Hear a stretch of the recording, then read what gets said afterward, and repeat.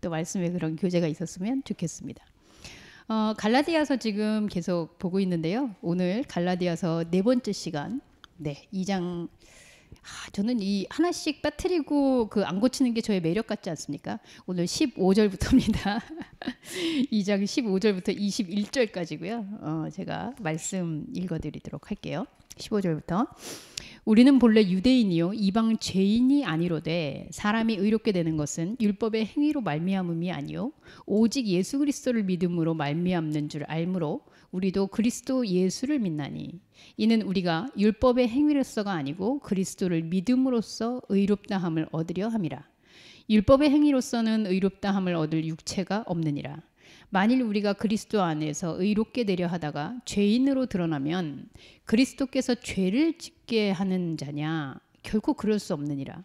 만일 내가 헐었던 것을 다시 세우면 내가 나를 범법한 자로 만드는 것이라. 내가 율법으로 말미암아 율법에 대하여 죽었나니 이는 하나님에 대하여 살려 함이라.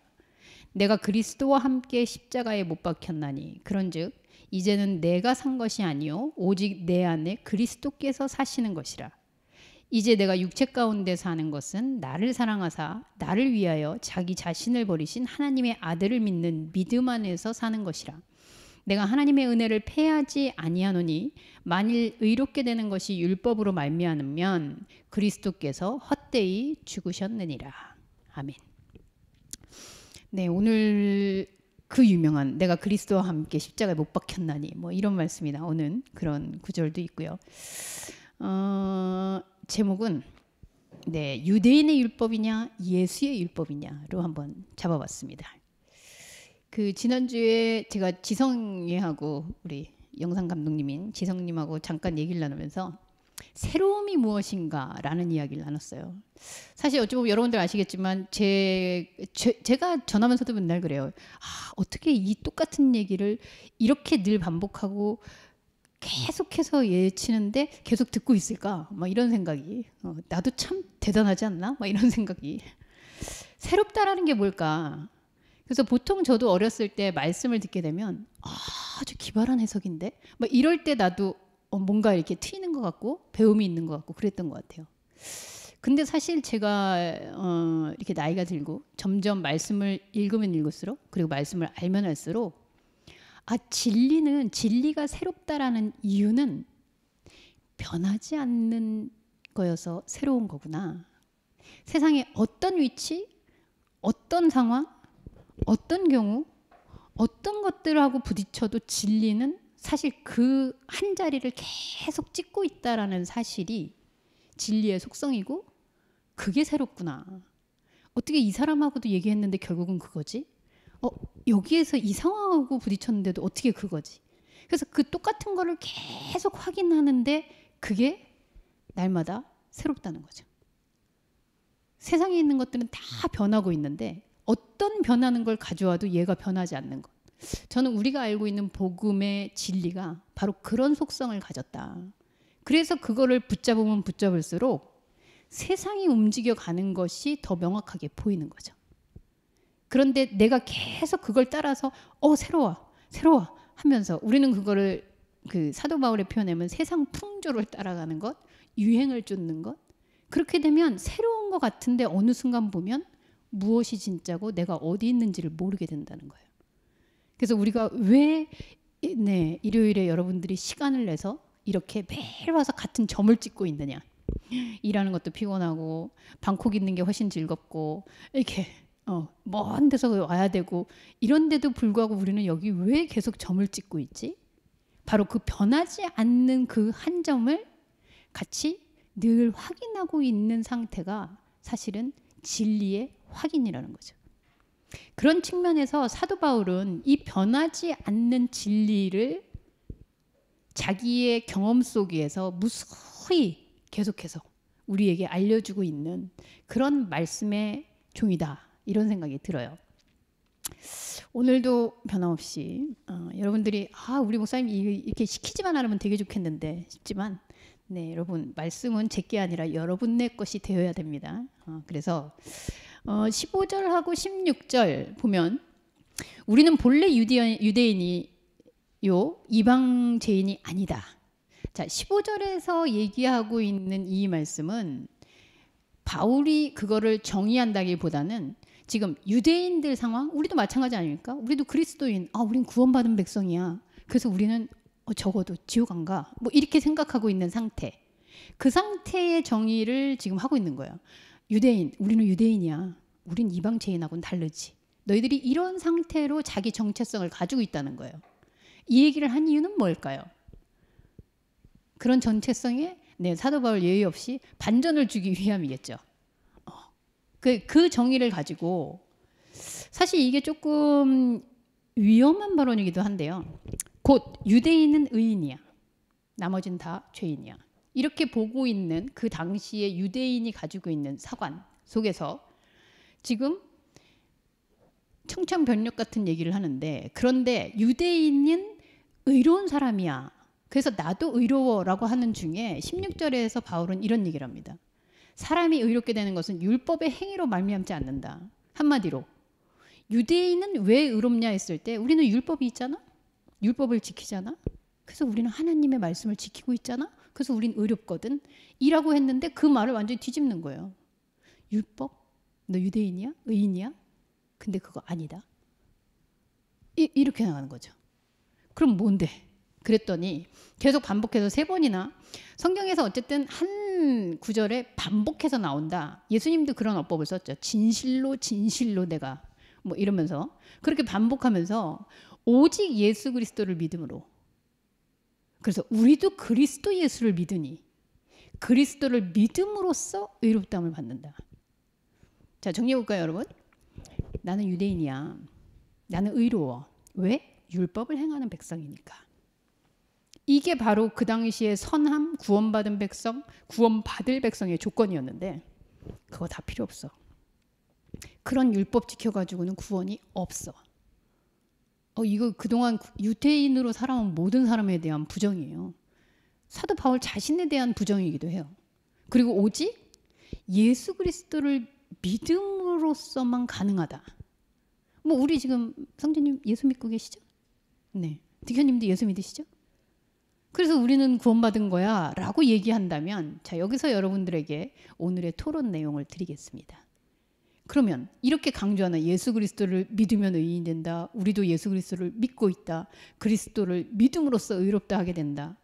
그러면 그리스도를 믿는다는 건 뭘 믿는 걸까요? 자, 뭐 제가 얘기하는 게 여러분들하고 이제 정답이냐 아니냐 이런 건 없는데, 저는 사실 하나님의 말씀이 보편적으로 우리에게 주어졌다면 분명히 그 안에서 성경은 성경을 이야기하고 있을 거다라는 전제를 갖고 항상 말씀을 좀 보는 편이에요. 그래서 말씀대로 19절, 20절 뭐 이렇게 쭉 나가면서 사실 이 앞에서 나는 유대인인데 죄인이 아니야 라고 생각했던 전제가 어떻게 변해가는지 바울은 지금 얘기하고 싶은 것 같아요. 근데 16절에 얘기하면서 사실 저는 16절 안에 답이 있지 않나 라는 생각이 좀 들어요. 어떤 답이냐? 자, 사람이 의롭게 되는 것은 율법의 행위로 말미암이 아니다. 그래서 오직 예수 그리스도를 믿는 것, 우리도 그래서 그리스도를 믿는 것, 그래서 그리스도를 믿음으로 우리는 의롭게 되는 거다 라고 말이 여기서 끝났어요.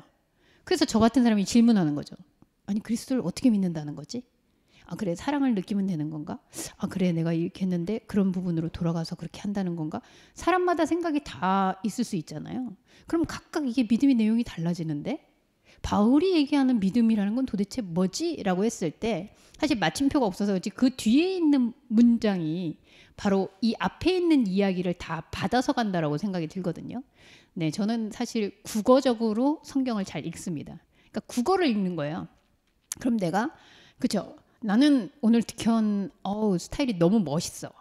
이렇게 얘기했다면 그 다음번에 나오는 얘기는 이 스타일이 멋있어라고 한 이야기를 받아서 그 다음에 뭔가가 나올 거라는 거죠. 근데 갑자기 득현이 멋있어 해놓고 성진 모자는 얼마지?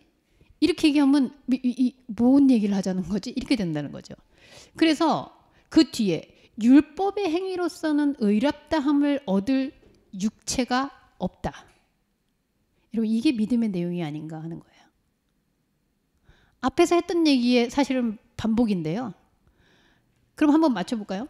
우리는 본래 유대인인데 이방의 죄인이 아니었다. 그런데 사람이 의롭게 되는 거는 율법의 행위로 말미암는 게 아니다. 예수를 믿는 믿음으로 하는데 그 믿음의 내용은 뭐냐 하면 율법의 행위로서는 의롭다함을 얻을 육체, 몸, 현상이 없구나. 예수 못 믿어요? 그럼 예수님은 유대인이셨고 예수님은 우리를 위해서 십자가에 죽으셨고 예수님 오케이. 예수님의 행적도 알고 예수님이 어느 인종인지도 알고 예수님이 어떤 거 했는지 다 알겠는데 그래서 그 중에 뭘 믿으라는 거죠? 라고 했을 때 육체는 현상인데 이 율법이 결국은 현상의 문제라는 거예요. 그래서 그 현상에서는 구원이 의롭다함이 하나님의 나라가 있을 수 없다라는 게 바로 예수가 우리한테 보여준 거라는 거죠. 그걸 다 통틀어서 얘기하면. 그래서 우리는 그거를 알게 되는. 그러면 아니 예수님은 사랑이십니다. 하나님이 날 사랑해서 복 주실 겁니다. 이런 걸 믿어야 삶에 도움이 되지. 이 현상으로는 율법으로는 육체로는 아무것도 구원과 연결되는 게 없어. 이렇게 이걸 믿는 게 도대체 우리 삶에 뭔 도움이 될까요? 그런데 어쨌든 이야기하는 것은 그동안 나는 유대인이라서 율법을 행하면서 난 의롭다함을 얻었다. 이렇게 살고 있었는데 지금 나는 그게 없어졌다. 그 얘기를 지금 사도 바울이 하는 거예요. 자, 그러니까 그 다음에 17절이 뭐라고 얘기가 나오냐면요. 사람들의 반응이에요. 저도 이렇게 얘기할 것 같아요. 야, 그러면 결국 예수를 믿는다는 건 육체로서는 아무것도 의롭게 되는 게 없다는 말이네. 그럼 결국 우리는 하나님 앞에서는 이게 다 죄인밖에 안 되는 거 아니야. 예수는 결국 육체로서는 의로운 자, 의인은 없나니 하나도 없다. 의인이 아니라는 사실을 깨닫게 해주는 분이 바로 예수인데, 그리스도인데, 그럼 그리스도 앞에만 서면 나는 죄인이 되는데, 그럼 나는 계속 그럼 예수님은 나한테 죄를 부여해 주는 사람 아니냐? 내가 예수를 만났는데 맨날 판사 검사처럼 그렇게 만나는 게 맞는 거냐? 이렇게 묻는 거죠. 그랬더니 다행히 결코 그럴 수 없대요. 결코 그럴 수 없다. 자, 죄인임을 자각하는 거. 여러분, 예수 그리스도는 지금도 우리를 만약에 만났을 때 예수 그리스도가 나에게 만나줬다라고 하는 고백이 있다면 뭘 만났다고 하는 건가? 오늘 지나가다 보니 왠지 막 봄 향기가 푸릇푸릇하고 오니까 향기가 좀 좋아. 하나님께서 나에게 사랑의 향기를 주셨나? 여러분 이런 감상 말고요. 오늘 내가 기대도 안 했었는데 그게 합격 소식이 와가지고 하나님이 나와 함께 하시는구나. 그러다가 나중에 거기 합격해서 갔는데 별로 내 마음에 안 들면 그때 가서 어떻게 하죠? 그러니까 이렇게 변화하는 상황 속에 하나님이 줬다 안 줬다, 예수님이 있다 없다, 아까 그랬잖아요. 변하지 않는 그 한 점이 진리라고. 그럼 계속 변할 수 있는 이 여지들은 사실 진리라고 할 수가 없거든요. 그래서 예수 그리스도는 내가 역시나 내가 어떤 행동이든 내 육체의 어떤 거든 내가 바랬던 것든 바라지 않은 것든 이런 현상의 이루어짐으로는 아무 의의가 없구나. 이거를 깨닫는다면 이거 안타깝다 그래야 되나요? 아쉽다 그래야 돼요. 아이러니하지만 예수를 만난 게 맞습니다. 그러면 나는 맨날 그렇게 예수를 만나면서 죄책감만 들어야 되느냐? 그게 예수 믿는 거냐? 그럼 맨날 탄식을 해야 되는 거냐? 저 예전에 저희 권사님 중에 한 분이 기도를 하시면 꼭 이 대사가 빠지지 않고 기도하는 분이 있었어요. 하나님, 발톱에 때만도 못한 저희들을 사랑하셔서. 그럼 나는 그럴 때마다 아무렴 내가 발톱에 때만도 못할까? 제가 좀 이런 생각이 들었거든요. 그런 자각이 아니고 내가 조금이나마 현상의 어떠한 것으로 하나님이 나를 이렇게 생각하는 그 연결성을 사실 바울은 지금 무참히 해체시키거든요. 자, 그러면 죄인임을 자각하는 것은 왜? 그리스도가 죽었다라는 소식을 통해서 우리는 이런 생각이 드는 거예요. 19절에 여러분들이 아까 19절, 20절이 답인 것 같다. 이렇게 읽으신 분들이 많았어요. 네, 맞아요. 19절에 보시면 내가 율법으로 말미암아 율법에 대하여 죽었나니. 이는 하나님에 대하여 살려 함이라. 자, 아이러니한데요. 사도 바울은 만일 내가 헐었던 것을, 내가 율법 지키던 것을 지금도 그것을 결국은, 자 생각해 보세요 여러분. 율법을 하나님이 주신 법이라고 생각하고 지켰어요. 근데 이건 구원이 아니었구나 알았어요. 그랬더니 오늘날도 마찬가지입니다만 예수님이 뭐라 그랬지? 예수님이 서로 사랑하라 그랬지? 그럼 그걸 지켜야지.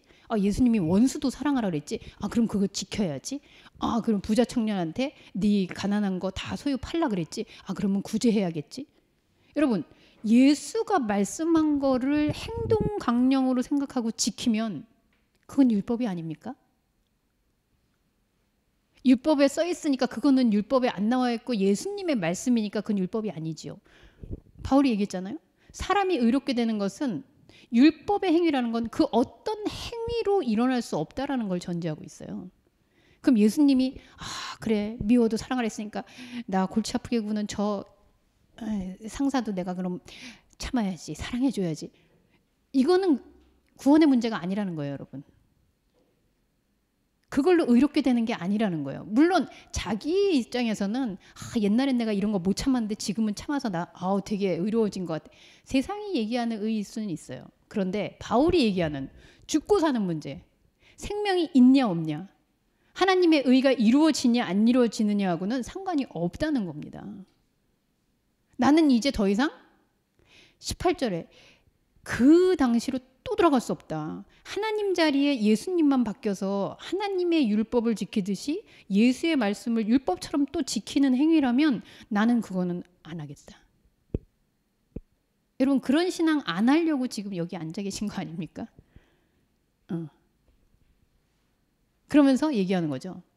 율법에 대해서 죽는 거는 죄인임을 자각시켜서 나는 못났어, 죄인이야를 알게 하는 게 아니라 그렇게 율법으로 의인이 된다라고 생각하는 그 신앙, 그 하나님에 대한 인식이 없어져야 원래부터 하나님은 자기 정체성 드러내지도 못했어요. 우리가 하나님은 이런 분이야 생각하고 있는 동안은 하나님이 삐집고 들어오지도 못해요.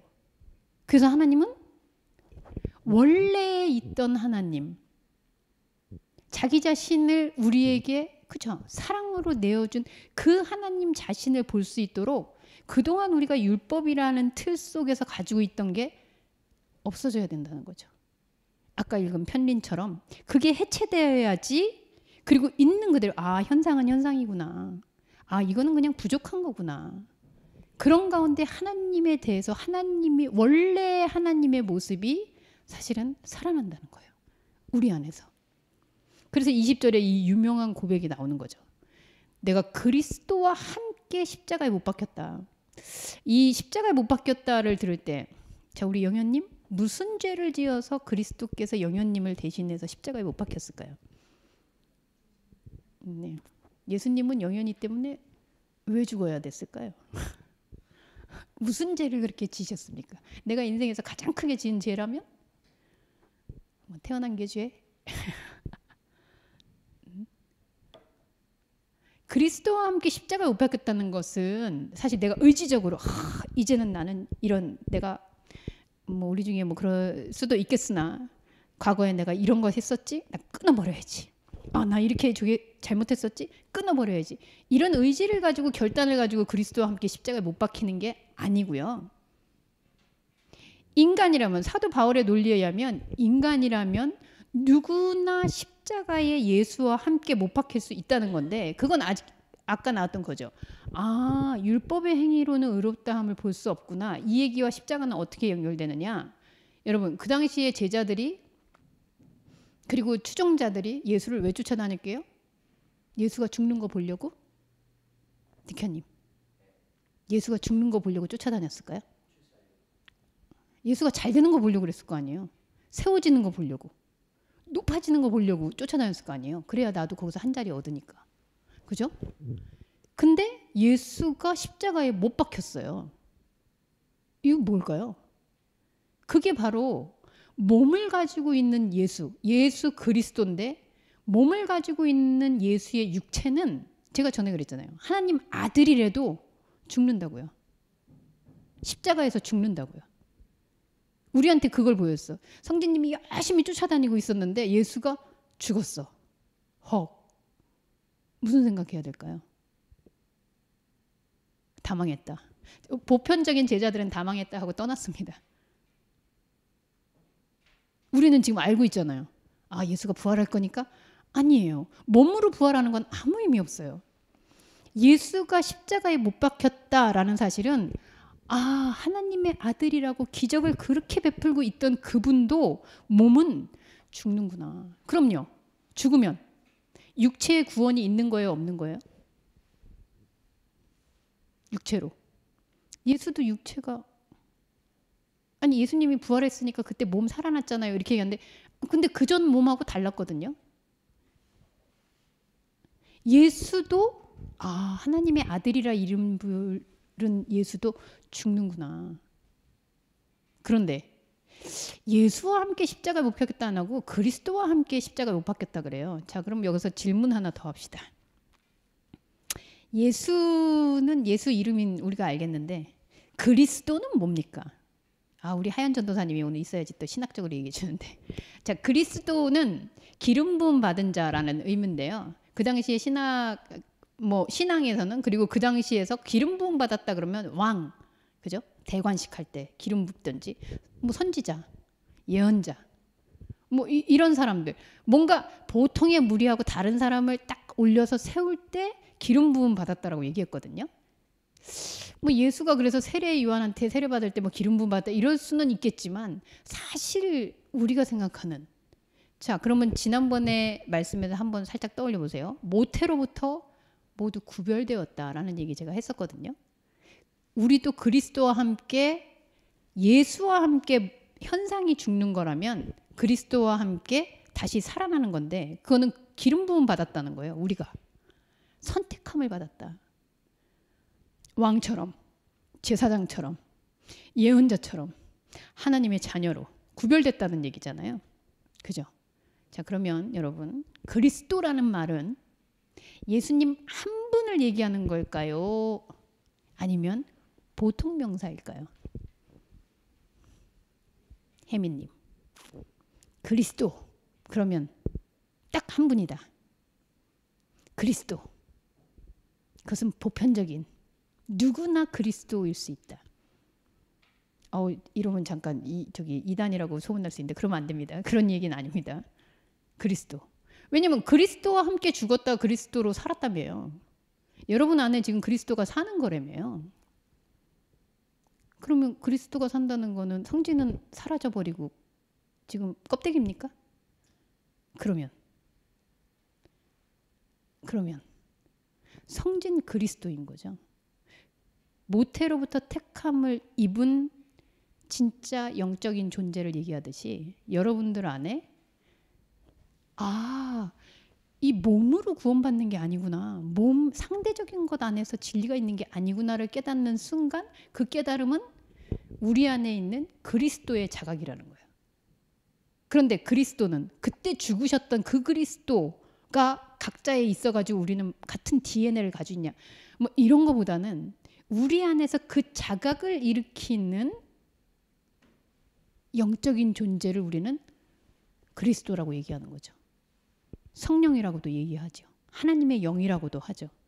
각자의 모습은 다르게 생겼지만 우리 안에 그리스도가 있는 거죠. 그렇게 함께 우리는 사랑하고 이제 내가 그러면 육체는 없어지나? 육체 가운데 있어요. 그죠? 여러분들 지금 사랑과 영혼처럼 혼으로 앉아 있는 거 아니잖아요. 육체 가운데 있는데 율법의 행위로 의롭다함을 입을 수 없구나를 깨달은 나와 율법을 잘 지키고 하나님의 말씀을 잘 따르면 내가 천당 가지 라고 생각할 때 나는 하늘과 땅 차이로 너무 다른 존재라는 거예요. 여러분 이해가 되십니까? 이게 같은 말 같아가지고 되게 좀 헷갈릴 수 있는데 자, 그러면 이런 게 가능해요. 그럼 율법은 하나님이 왜 준 거예요? 그리고 율법을 안 지킨다는 거 그럼 예수님 말씀을 안 지키면 그 윤리와 도덕성이 떨어지는 거 아닙니까? 혜미님 그런 생각이 들지 않습니까? 아싸, 그럼 안 지켜도 된다는 건가? 시컷 미워하고 마음에 안 드는 사람 내치고 그리고 뭐 굳이 안 해도 되고 뭐 그리스도인 그래도 된다는 건가? 라는 걸 이렇게 상대적으로 생각하는 순간 그건 그리스도가 아니겠죠. 자, 여러분 윤리와 도덕 오케이. 마미한테 물어봐야지. 한국하고 일본하고 일본에서는 이게 맞는데 한국에 오니까 이게 틀린 게 됐다. 이런 게 혹시 있습니까? 혹시 일본에서 오른쪽 차를 타고 막 이렇게 다니고 그러면 그래서 오른쪽 방향으로 교통법규를 막 이렇게 하면 거기 왼쪽에 그 핸들이 달려 있지 않나요? 일본 자동차는? 그죠? 그 완전히 다르잖아요. 운전법도 다르고. 그러면 일본이 맞는 겁니까? 한국이 맞는 겁니까?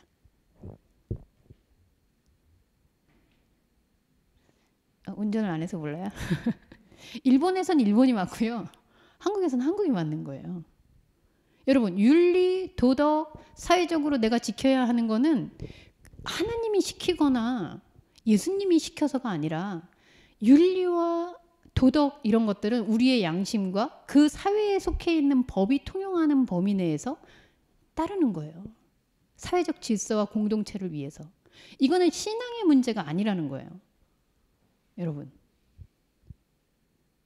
율법을 지킨다. 하나님의 말씀을 지킨다. 그리스도이니까 이건 지켜야지. 그러면 그리스도의 말씀만 지키면 이렇게 되는 거죠. 원수도 사랑하는데 내가 쟤 미워해서 원수 됐으면 쟤도 그리스도인인데 나 사랑해야 되는 거 아니야? 뭐가 맞고 뭐가 틀린 겁니까? 여러분 윤리와 도덕경으로 우리가 성경을 읽게 되면 성경은 피해자냐 가해자냐 어느 나라에 있냐 그죠?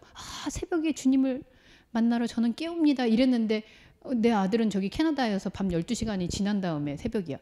언제 오시는 거예요? 내 새벽에 오시는 걸까요? 우리 아들 새벽에 예수님이 오시는 걸까요? 상대적인 것 가운데서는 하나님의 나라, 구원 이런 것들이 아니라는 거죠. 혜민님 좀 불만 있습니까? 왠지 그러면 억울합니까? 그런 거 아니에요. 내가 깨 있을 때 오셔야 되는데. 내가 그리스도와 함께라고 돼 있거든요. 그럼 이 그리스도는 딴 데 있는 게 아니고 내 안에 있는 건데 그 그리스도는 나를 위해 희생하신 뭔가 내 죄를 다 짊어지고 이미 죽으신 이런 거 아니고요.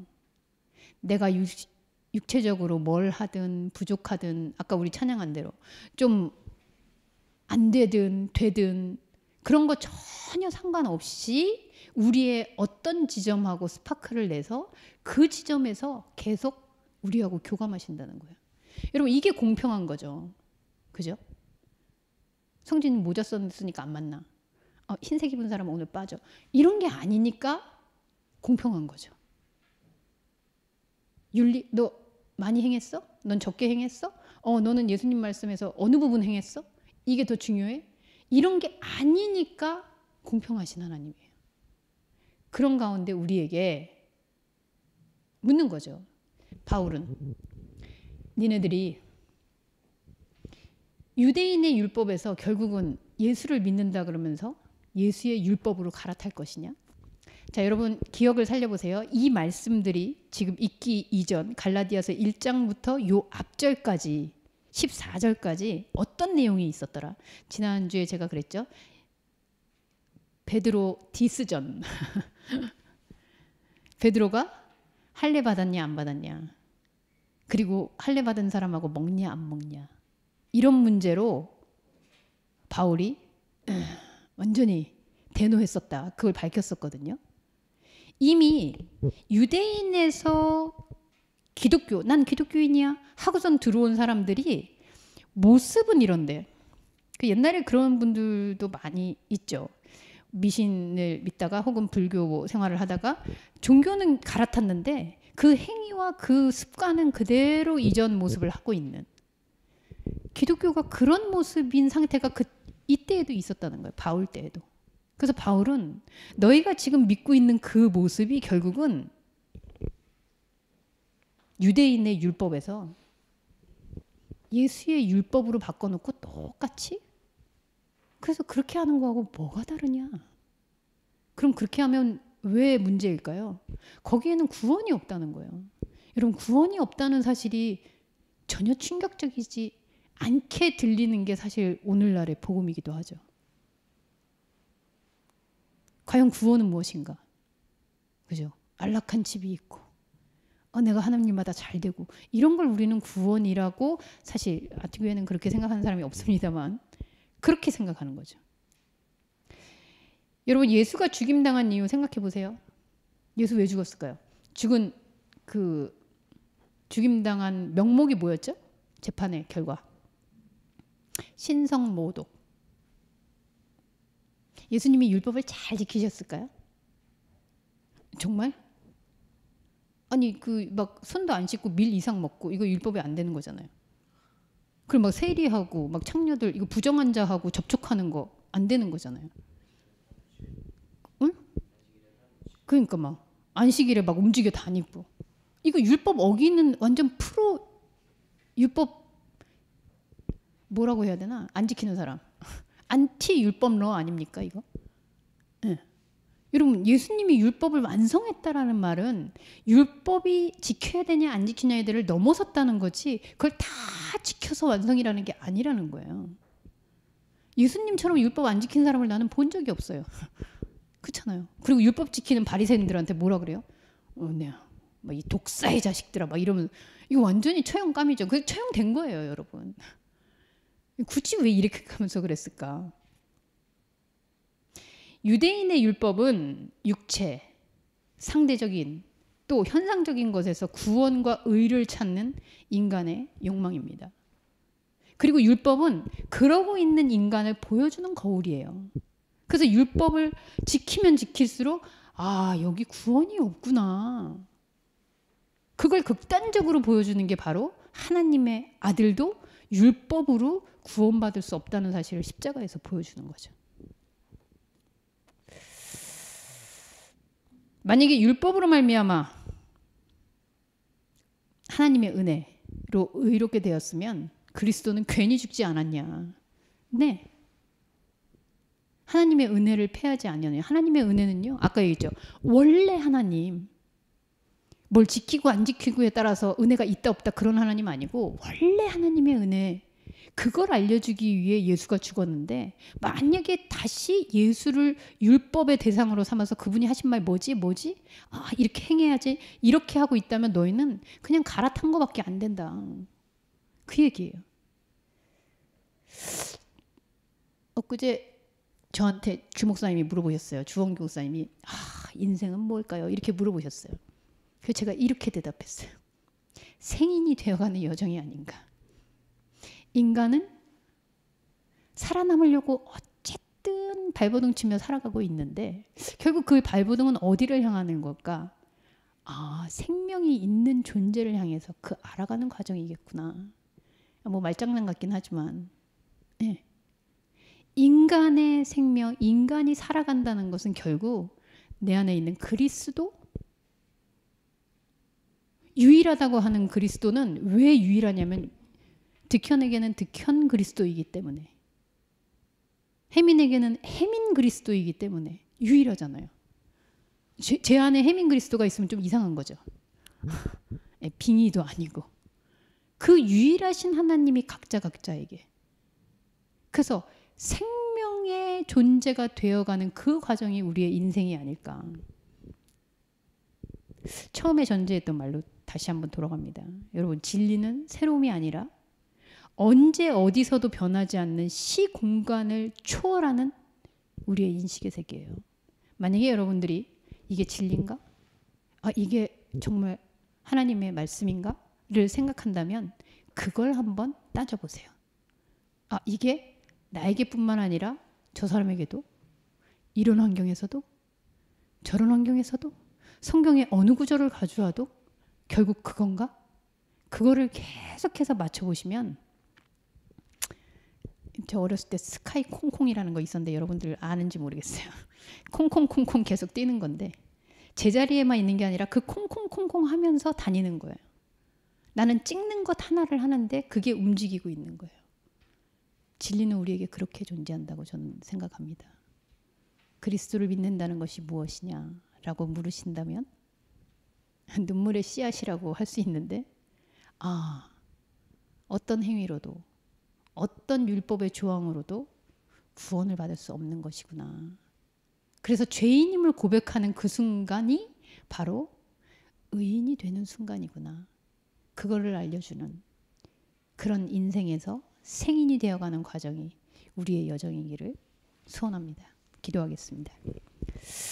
하나님, 성경을 아무리 읽어도 예수님께서 완벽한 인간이었다. 예수님은 율법을 다 지켰다. 이렇게 우리가 인식하고 있는 것은 무리가 있습니다. 그리고 나는 그렇게 할 수도 없고, 그리고 죽을 때까지 누구는 율법을 몇 % 지키고 누구는 얼마만큼. 예수님의 말씀도 마찬가지입니다.